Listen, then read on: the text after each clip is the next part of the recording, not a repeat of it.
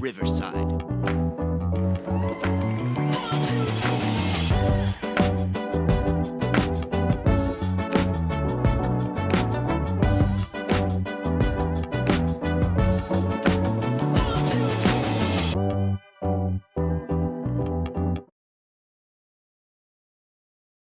Welcome to Dance Talk with Joanne Carey, where the dance world connects, the conversations inspire, and where we are keeping them real. I'm your host, Joanne Carey, and today I am joined with Christine Cox. She is the Artistic Director, the Executive Director, and the co-founder of BalletX, located in Philadelphia.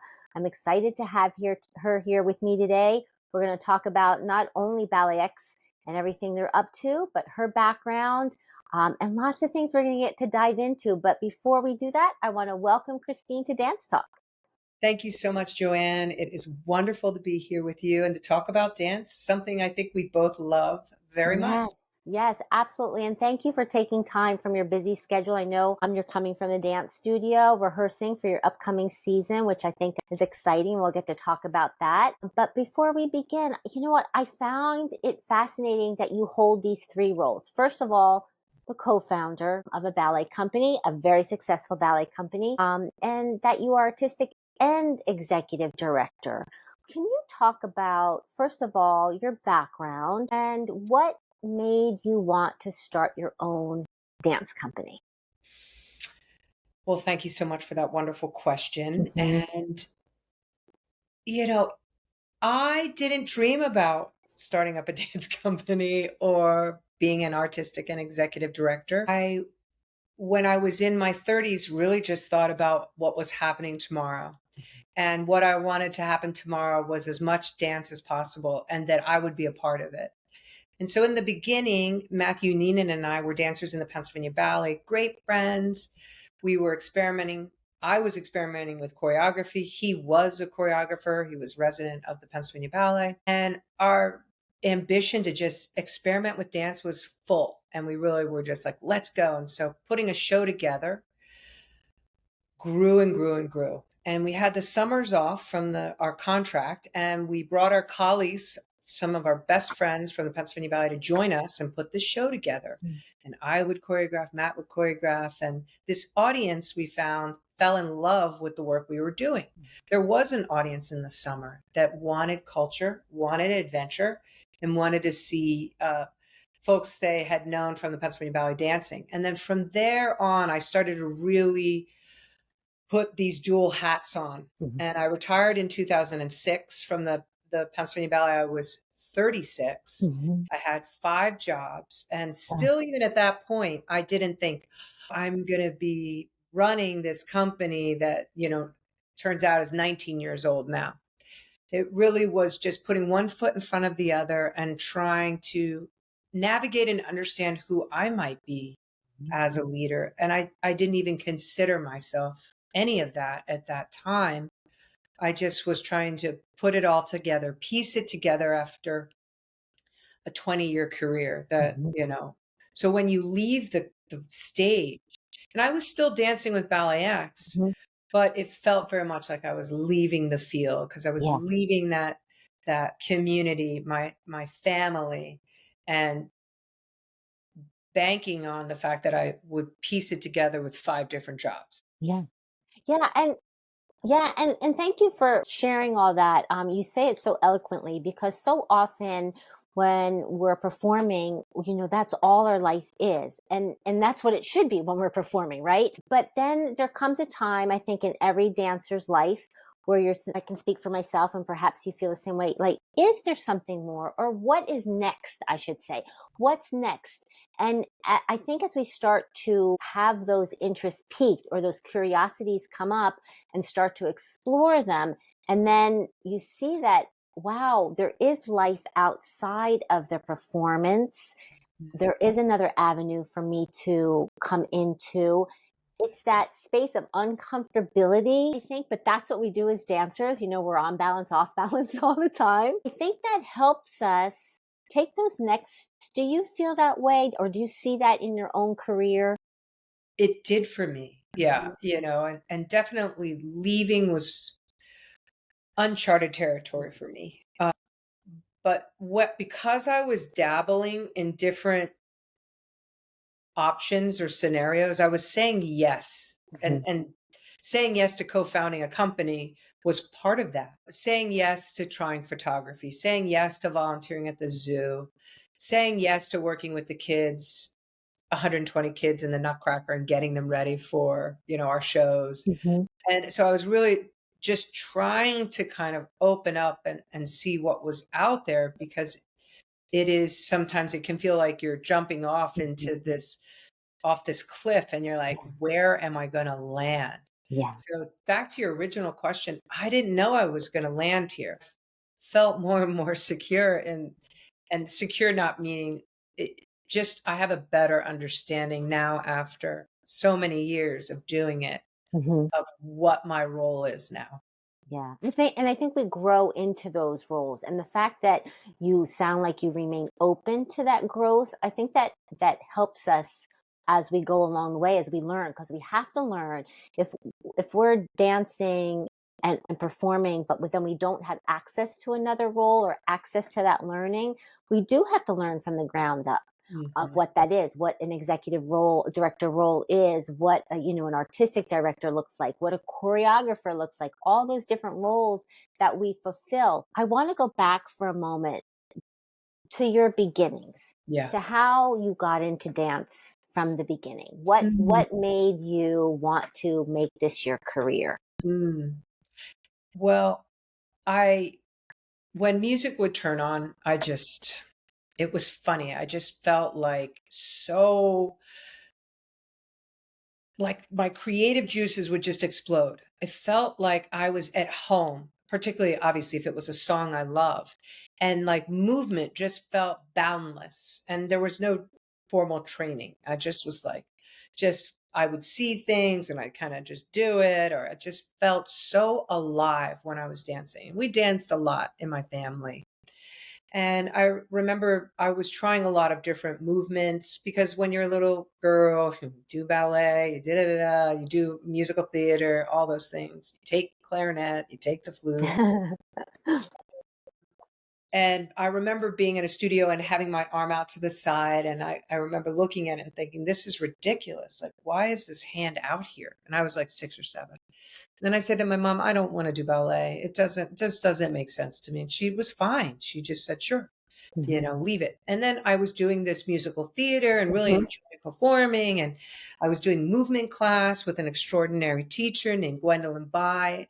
And she was so great with us kids. She just gave us this place to be creative, to mimic one another with a drum. And it was so fun. And then one day, my friend was going to a dance school. And I said to my mom, I want to go to that dance school.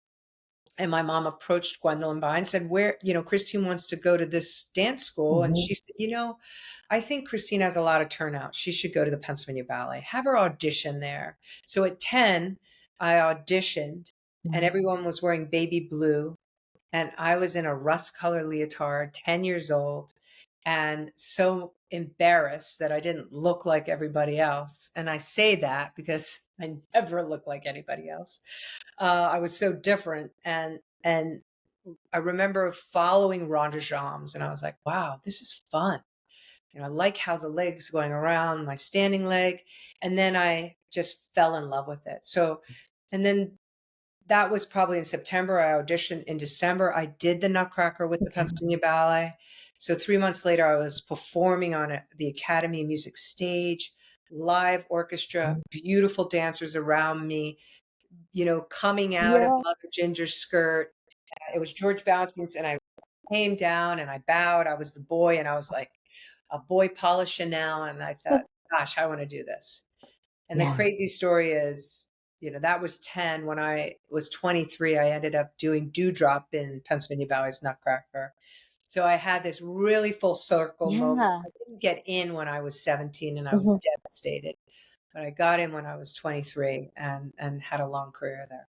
Wow, that's wonderful, and such an inspiring story. And I like these stories for the listeners, when especially young listeners, if they're struggling or if they're not sure or if they're feeling like they're just not getting it or no one's seeing them or noticing them. You just got to keep getting out there and keep being seen or keep doing it, because that's how life is, right? The ups and downs daily, especially, when you are then in a professional career and you're rehearsing every day and dancing every day. There's just the ups and downs of every day being in the studio. One day you go in, you're feeling great. The next day you go in, you're sore, what have you. So that's the life of a dancer. But when it's in you, like you say, so many of us, we just say, I don't know, there was just something that class just had to do it. Like, that's how I felt myself too. I had to do it. And you're the third dancer in a row, third guest on my podcast in a row that has spoken about their love of music, like their absolute love of music. Mm. When you say that, like, this joy comes out of you. And I find that fascinating because for so many reasons, because I think I've heard it 3 times in a row. It's like being driven home. But Yeah. the music plays such an essential part. Yeah. And in contemporary dance, contemporary ballet, modern, we can dance in silence. I always call it the music of the sounds around us, if we're dancing in silence. But the music itself drives us forward. And I would like you to speak about that a little bit because of your love of music, and Yes. just explain that and talk about that a little bit for everybody. Mm. I mean, music really connects us. It connects our souls. It connects our rhythms. It connects our communities. Some of the most extraordinary experiences are when you're at a concert. So how do we kind of mimic that in a different way? Not mimic, that's not the right word, but how do we emulate that feeling through, Yes. taking it one step further with a dance composition that's layered in through the music, that is inspired by the music. Mm-hmm. And, when I'm sitting in an audience and I'm watching a piece, the music's telling me, I mean, there are works with no music, Yeah. but the minute you hear the music, you're like, Yeah. and then it starts to signal where you're going to go. And then you Yes. see, now, what are the choices that the choreographer's making Mm-hmm. to what is this music? How does it inspire the choreographer? And then you start Mm-hmm. to see their response to the music. I love it. I feel like Yeah. when you come to a dance performance, you're getting everything. You're getting acting, you're getting music, you're getting dancing. It's just this really all encompassing art form that I Yeah. feel so grateful to be a part of. Yeah, it is. And I agree with you when you say that, because it does encompass all of that. It fills it out when our dancers really can act on stage and they feel the music at a deep level Yeah. and they're connecting. All those things play a part of what the final, I hate to call it product, but you know what I mean? The final what we're presenting on stage. And it's that night, because it could be a little different the following night. That's the beauty of it all. I think that, I danced with a dancer once and she did this piece. It was a contemporary piece and it was based on the physics notion of movement. The body emotion always stays in motion. Hmm. And she did it, and I was like, wow, it's so true, because our body is constantly moving. Even when we're sitting still, internally, it's constantly moving. And it was such a fascinating concept to me. It's always stayed with me throughout my own career and when I watch performance. And like you're saying too, I can hear a piece of music and I'm like, oh, I would love to choreograph something like that. Or I could see it, somehow we see it in our brain happening, which I find is a fascinating thing. Tell me what draws you for what you put on your programs Mm. at BalletX. What drives that? Because I know maybe you want to speak a little bit about your mission and what you want BalletX to represent and what it does represent, and then maybe take it from that springboard. Well, my vision for the company is to create extraordinary dance experiences that inspire human connection. And it took me a long time to come to that. I knew like the basics. I want BalletX to expand the vocabulary of classical dance. How can we have a laboratory in a studio where choreographers come in, the dancers are versed in Mm-hmm. classical ballet. Some may be more trained or a Mm-hmm. higher level of capacity in classical ballet than others, but we all have a through line and a way we communicate. And then the choreographer puts their DNA. They take Mm-hmm. that ballet and they may say, okay, I'm not going to showcase any of that, but no matter what, you have that rhythm. Mm-hmm. You have an épaulement, or you have a way that you use the hand, that and your port de bras is similar. So it Mm-hmm. brings a cohesiveness to, launching into the land of the Mhm. choreographers. So it's really a laboratory for choreographers to come and dream. How do we make exceptional work? Like, how do we create a space that's just not an experiment, that's Mm. really like you're experimenting, but you want an outcome. And the Yes. outcome is to, I think, be connected to the idea, that the idea is clear, that Mhm. we understand where we're going, or we don't understand anything at all. And we Mhm. we realize that we're not supposed to get this, Mhm. or this is just beautiful dance to Yeah. beautiful music. Or yeah, so I love the unknown. Mhm. You have to have a pretty tough set of nerves to Mhm.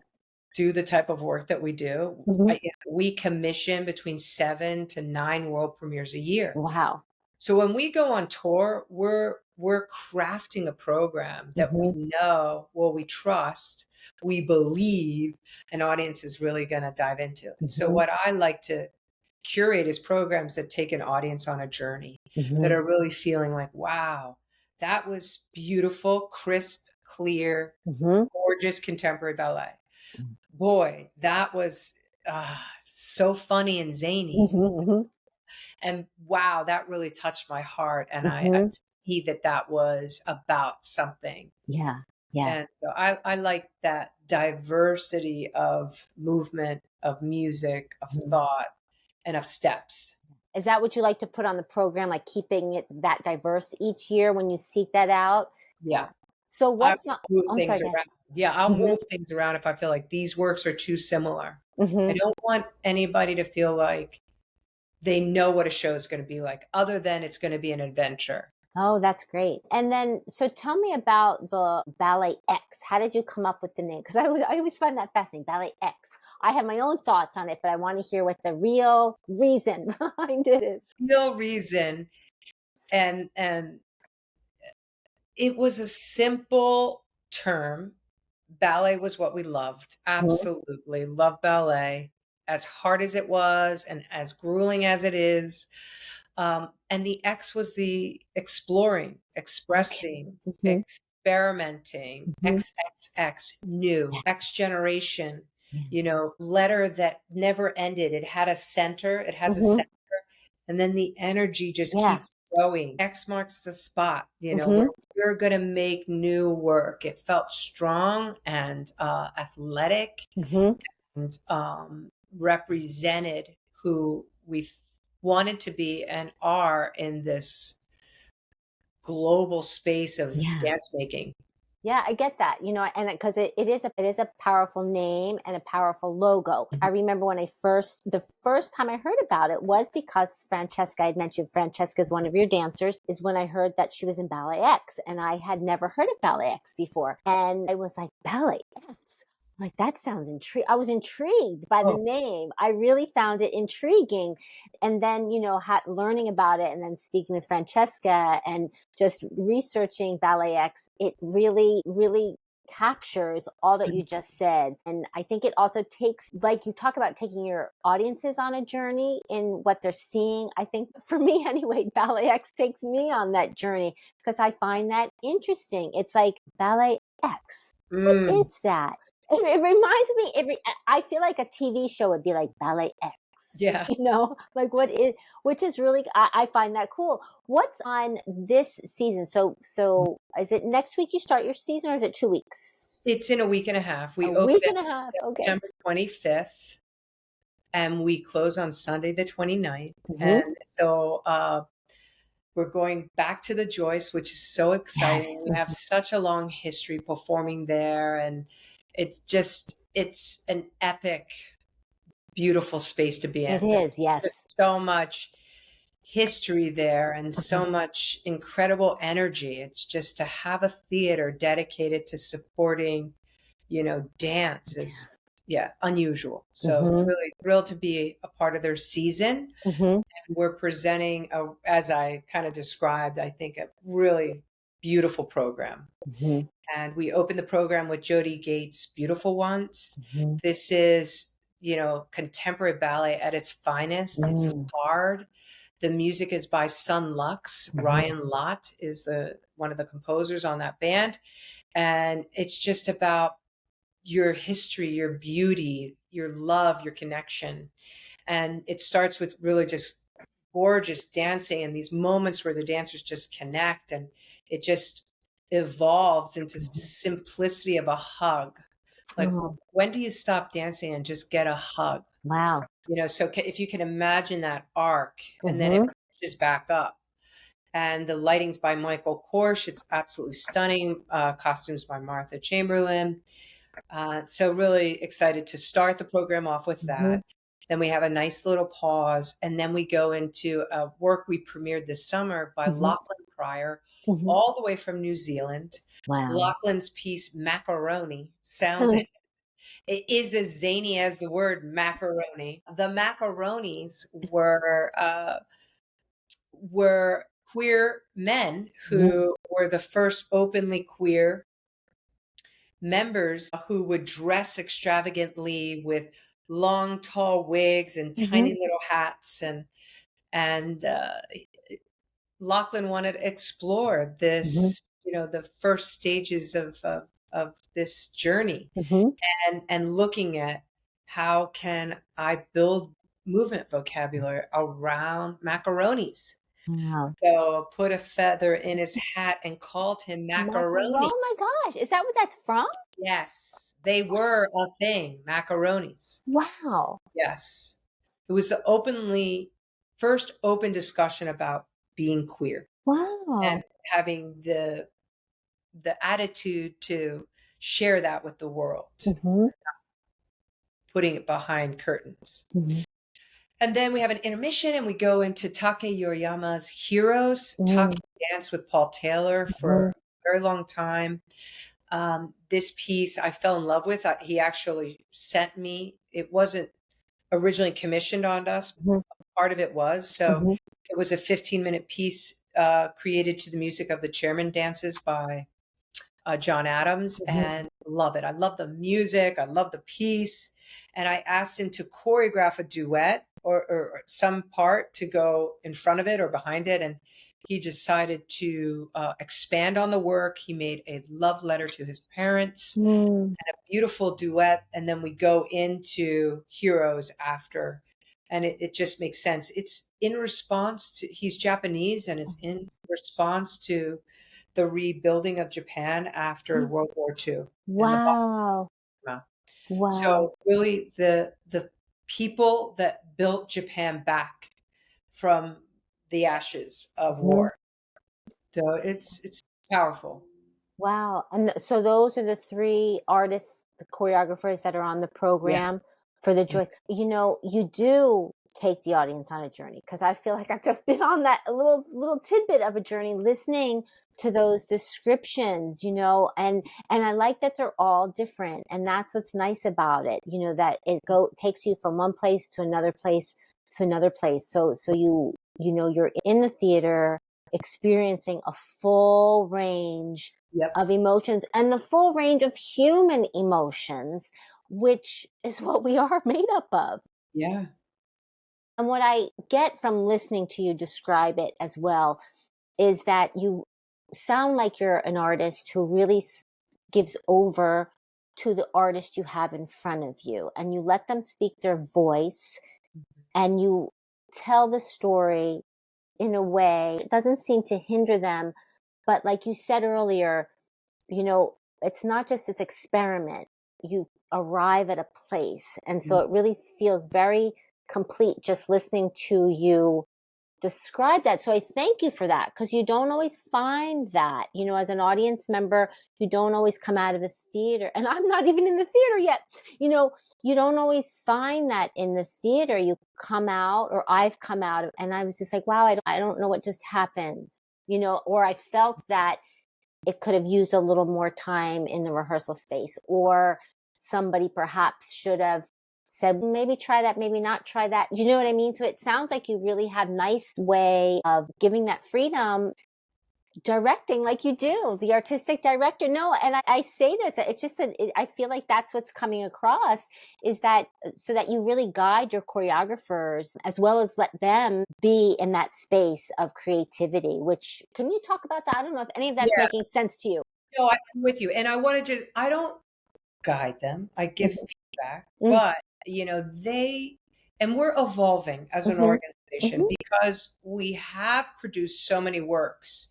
And I don't think there's enough communication. And I really want to be a place where we're talking about work and the why and how and not just saying beautiful piece, me thinking something and not having a trusting relationship where we can give Mhm. feedback. Yeah.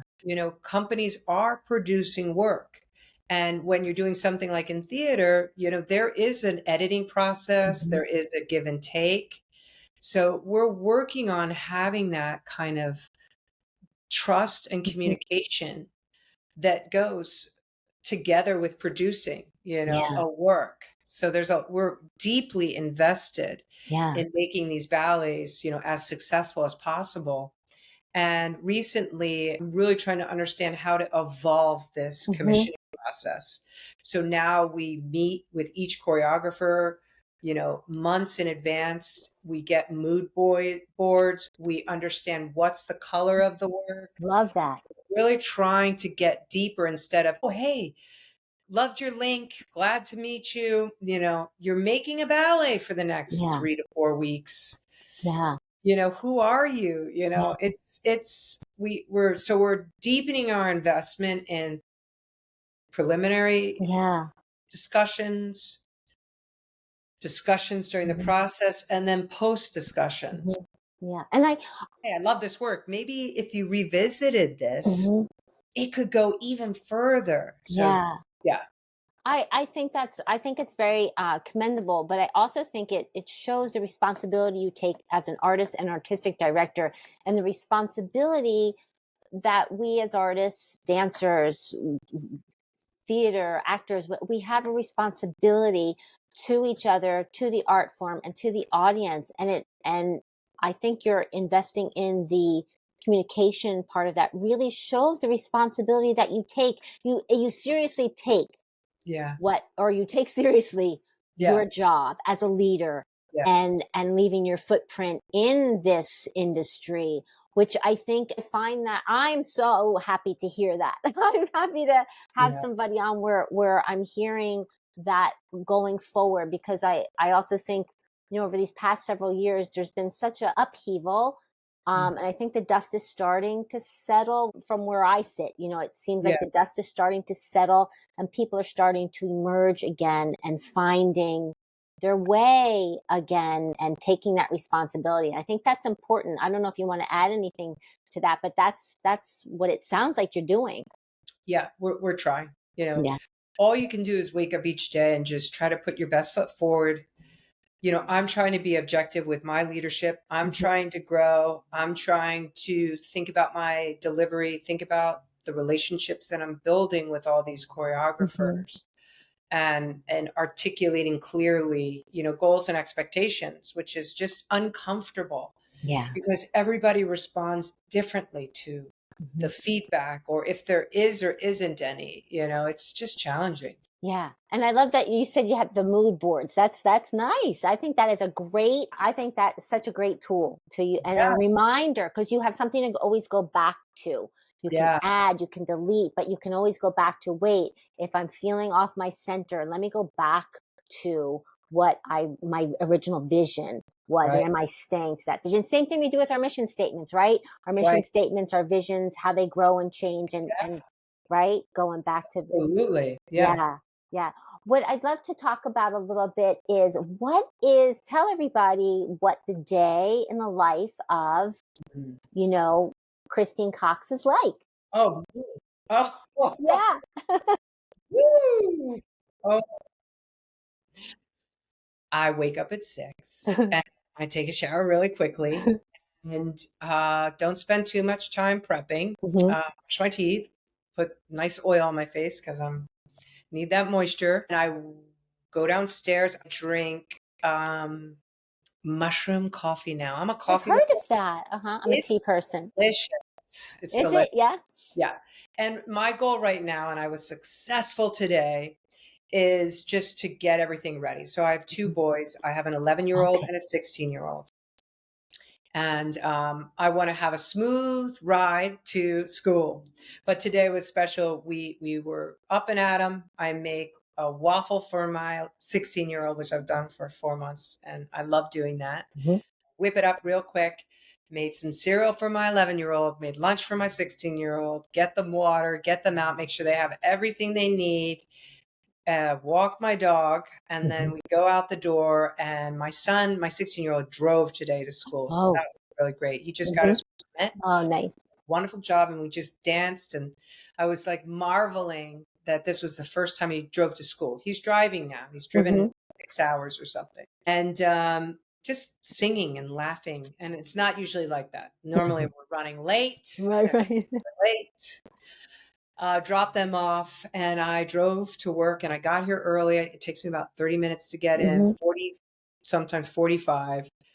And I taught class, and it was a good class. And I don't always feel that way, Mhm. even when you've been doing it as long as you can get in your head. So Yeah. I taught class for an hour and a half. Then I bop, then I go. It's like Mhm. we're headed to the Joyces, so I bopped into rehearsal for a good hour and gave some notes with the team. I had meetings with a few dancers to just talk about some casting, to just share about that. I met with the design team just to look at designs for a bookmark that we're Mhm. putting in the Joyce, to think about how we're sharing donation information. Does it sit? Mhm. I met on a Zoom to talk through, we're renovating our studio. So we're building Mm. private offices. Okay. We have a bullpen. I have my Mhm. own office, but we have a bullpen, and now we have 9 staff, and they Wow. need Space. Sure. offices, private offices. So got online with that and just said we really need to clean the studio. And I just kind of pop in. Okay, clean the studio. Neat. We can't have dust running around. Yeah. Pop out. And then the team's going to a pop-up. And they're going to be performing in a pop-up tonight. And I'll stay here and finish working. Mhm. And usually I would go home around 5:30, Mhm. pick up my son at 6. Yeah. Or I'd go to a soccer field. So if Right. I'm not in a studio, I'm in a soccer field, being a soccer mom, trying not to give too many opinions, which I have. So, and then I go home and I do dishes Yeah. and Starts all over, cook right? dinner if I can, and try to get ready for the next day. So the days are really, really full. And Yeah. I think what I'm learning most is I've really, really got to take care of myself Mhm. so I can be my best, most centered person for everybody. Yeah. I have two kids, but I have a family of, 27 Yes. Yes. people that I need Yes. to be here for. That's no, it is a full day, like when you're running everything like that. But it sounds like it's going well. Sounds good. Talk about some of the additional programs that you have at BalletX, because I know you do some outreach, correct? Do you besides the company classes, do you have studio time, like other classes and things like that? Talk about what those programs are. We did have classes in our studio after Mhm. work, but then the pandemic happened. And I Mm. would say that's the only thing we cut Mhm. when the pandemic happened. Our company kept working, and Yeah. we moved to a program where we produced films, and we did Yes. them in our houses by Mhm. ourselves and with editing and Mhm. outdoor stuff. So we built a platform called BalletX Beyond, Mhm. which our goal is to relaunch that this year. It's up and running. You can Mhm. join it, but we want to really kind of catapult it, Yeah. because we took that opportunity, I will call it, and Mhm. started making mini documentaries Mhm. in Philadelphia. And now on some of the tours we're doing, we're bringing these mini documentaries, and we set them in front of the work. So the audience knows Love five that. minutes about the piece. Yeah. They hear from the choreographer. Anyway, but what we have that I'm really proud of is a dance education program called Hmm. Dance Exchange. Hmm. And we've expanded now after 10 years. We're in 5 Philadelphia public Oh, schools, that's great. and it's 21 weeks, twice a week. So 40 Wow. in-person sessions with, I think, about 15 classrooms. It may be more. That's great. Yeah, with 3rd and 4th grade. Hmm. Bring in 3 teaching artists, a Hmm. musician and 2 dancers. And Wow. that's not our dancers. So I was we just have, going to ask you. yeah, we have another arm. In fact, they're being trained right now by Tracy Strauss from NDI, National Dance Institute, which is Yes. New York, Hmm. non-for-profit, phenomenal program Hmm. founded by Jacques D'Amboise. And yeah, amazing. So we're not going to reinvent the wheel. We're just going to get them to teach us their incredible pedagogy Yes. to spread the wealth or the knowledge Hmm. to our students here in Philadelphia. And then it culminates in a free performance in the spring.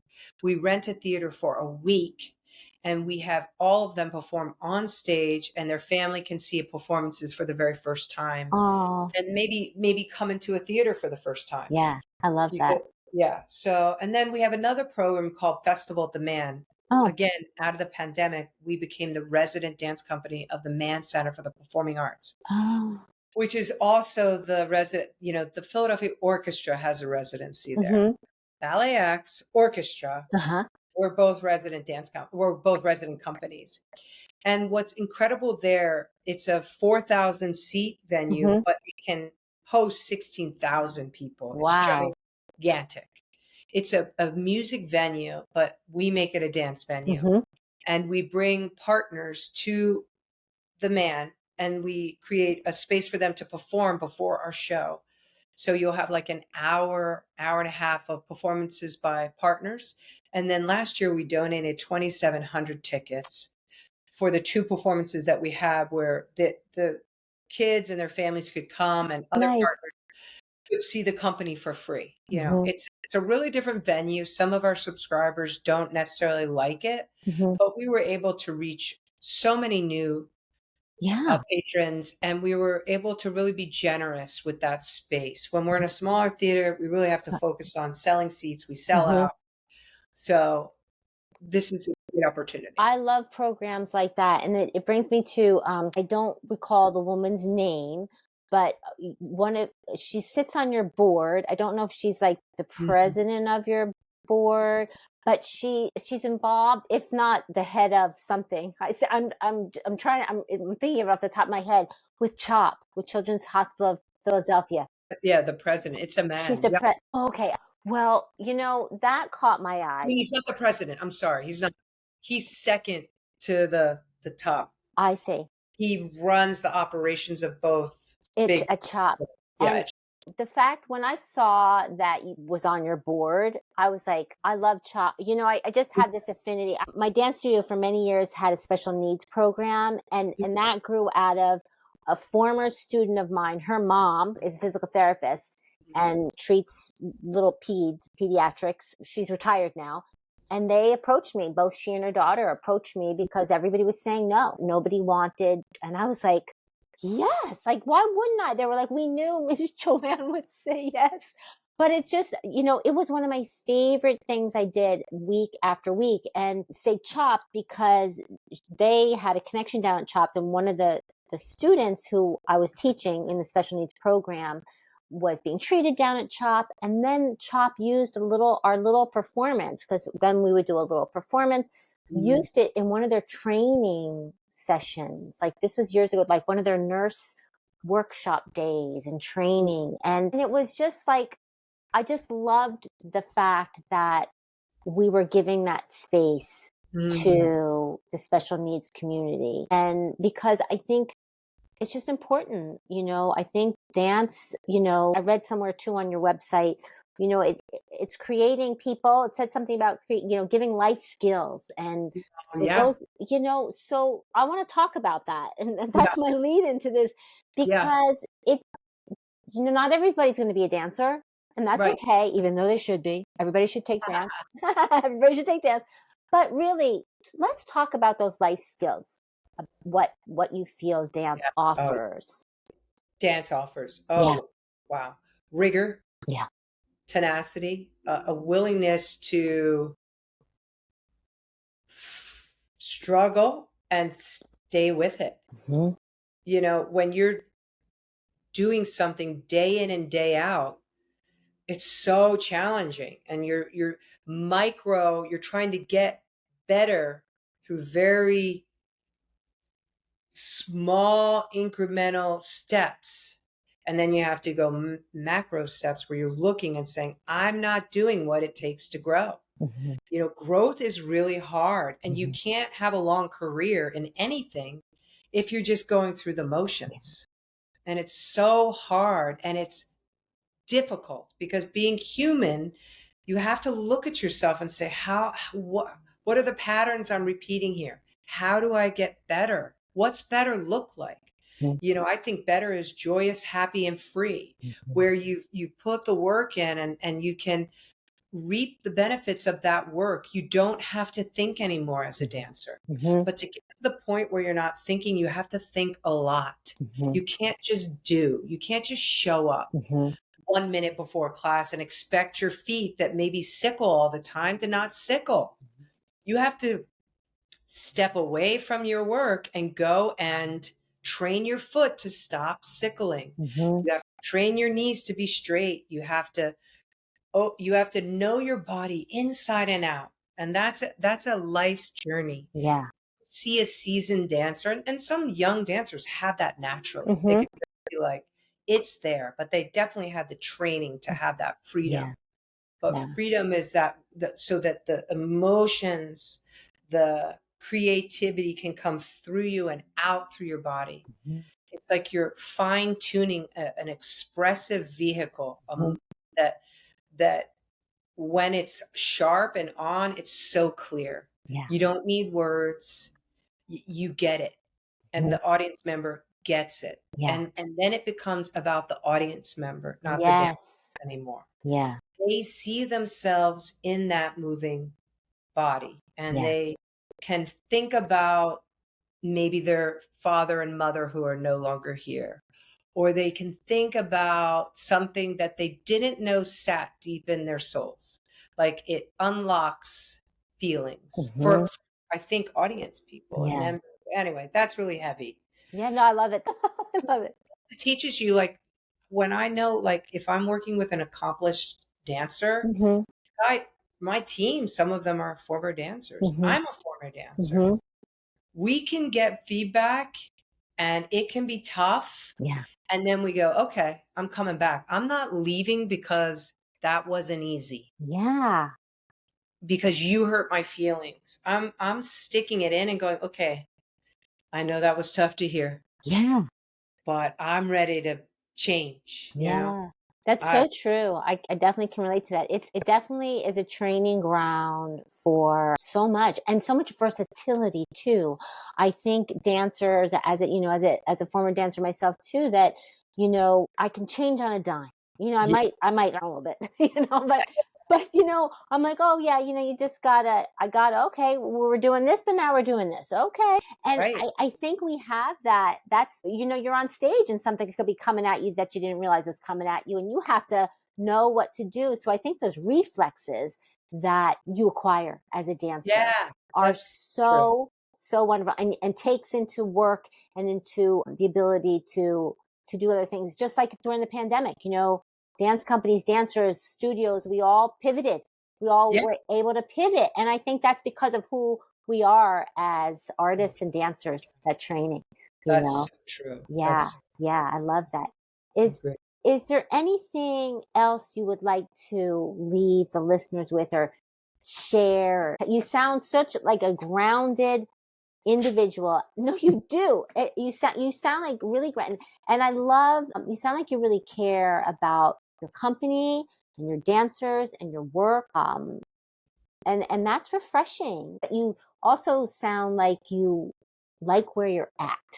Yeah, You really are happy where you're at, and you are fulfilled when putting yourself into that. And I think that's a gift. I think that's a real gift for the community and the company. I really do. Thank you. You're welcome. Thank I mean, you. I would like to share that, we care very much about our artists. Hmm. And I'm really proud that we've been able to develop a really competitive contract. And our dancers just started a 50-week contract. Hmm. And they'll be moving into a 52-week contract at the start of our 20th anniversary season. That's wonderful. And it's not with like making pennies, like they're making good money. It's A living. important if you're going to ask a lot of your dancers that they can really live, Yeah. and it's a tough economy right now, but I Hmm. think, I'm proud of that. Yeah. I'm proud of the fact that we've commissioned over 130 plus world premieres Hmm. by, I think, 80 different choreographers, maybe Wow. a little bit less. And I'm proud of the fact that, you know, this extraordinary group of dancers, if you meet them and you come and see them at the Joyce, you'll just fall in love with them. Yeah. And I really believe that you'll leave full, like your Hmm. heart will leave full. Yeah. And it'll make you feel like, wow, that was worth coming out and supporting a company. We're an American company, Hmm. and there's very few working on the kinds of things that we're working on. So Hmm. the support of your listeners and your followers really Yes. means a lot. And we Yes. care and we see you. Like we want our houses full and we want people to be, bumping into friends and just Hmm. feel like, wow, this is so exciting. This was Yeah. worth getting on the subway and seeing BalletX for the first time. Yeah. Thank you for the chance to share Absolutely. my story with you. Absolutely. Thank you. And I just wanted to add, if you could say the dates when you're at the Joyce Yeah. again, because they're coming up. Yeah, it's coming up. It's Wednesday, September 25th to Sunday, September 29th with a matinee. We close with a 2 o'clock show. The shows start at 7:30, Wednesday, Thursday, Friday, and Saturday night. And we have matinees on Saturday and Sunday at 2. And I Excellent. think Saturday is a family matinee. So bring your kids. Yeah. Yeah, check it out on the Joyce website. And we hope to see you. And Joanne, thanks so much for having Yes. me as your Yes. guest. Thank you, Christine. And thank you, everybody, for listening. This is Dance Talk with Joanne Carey. Follow us, like us, and share, share, share. Thank you, everybody. Bye.